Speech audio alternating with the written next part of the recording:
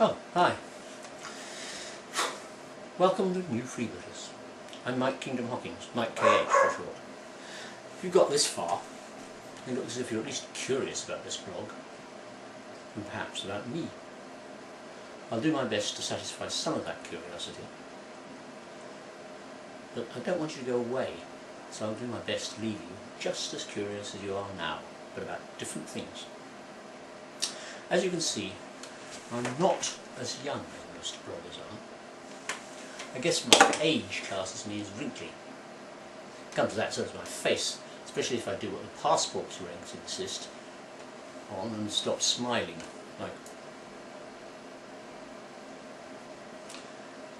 They say this is because a smile distorts the shape of your face, but I say that it's the opposite.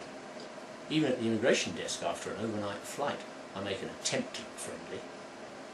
Is that matte-surfaced, slightly wrinkled old balloon really a better representation of the shiny thing that you saw at the party last night? Anyway, the two spare portraits I've got will now come in handy if I ever think of volunteering as an extra to the next remake of Jurassic Park.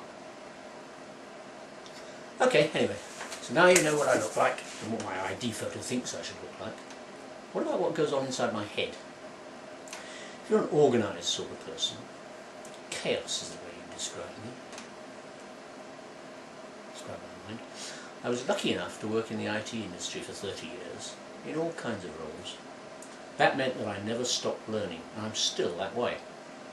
The day I lose interest in new developments or new subjects, I'll be on my way out of this world.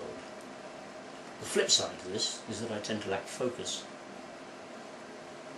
I often need help to keep me pointing in the right direction. Wifey does this well for everyday things, like looking after dogs, cats, pigs, sheep, and 2.5 hectares of land, which is a bit more than a garden, isn't it?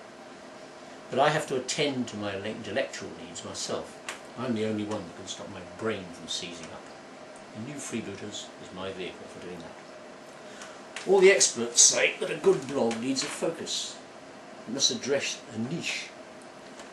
And that niche must be something that you're so passionate about that you could, if required, write something about it every day.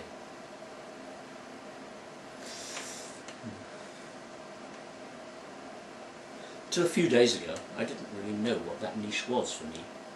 So I wrote tentative posts about all kinds of things that I knew a bit about. And then the French sail training ship Baleine sailed off for Quebec, and I started tracking her progress. It still took a while to sink in that I was beginning to miss the world of sailing. I learnt to sail at the age of 8. I was lucky enough to be able to mess about in boats, in my own little boat set like, on the upper reaches of the Tampa River, and occasionally get taken for a sail around the zone, watch the dawn come up over many of its little tiny harbours. From my late teens until I got married at the age of 32, my life revolved around racing, first in dinghies, then in boats with lids around the Solent, and eventually offshore. I get seasick, so I needed a standby supply of Marzine for the offshore stuff, and that's also why I never shipped as either a cook or a navigator.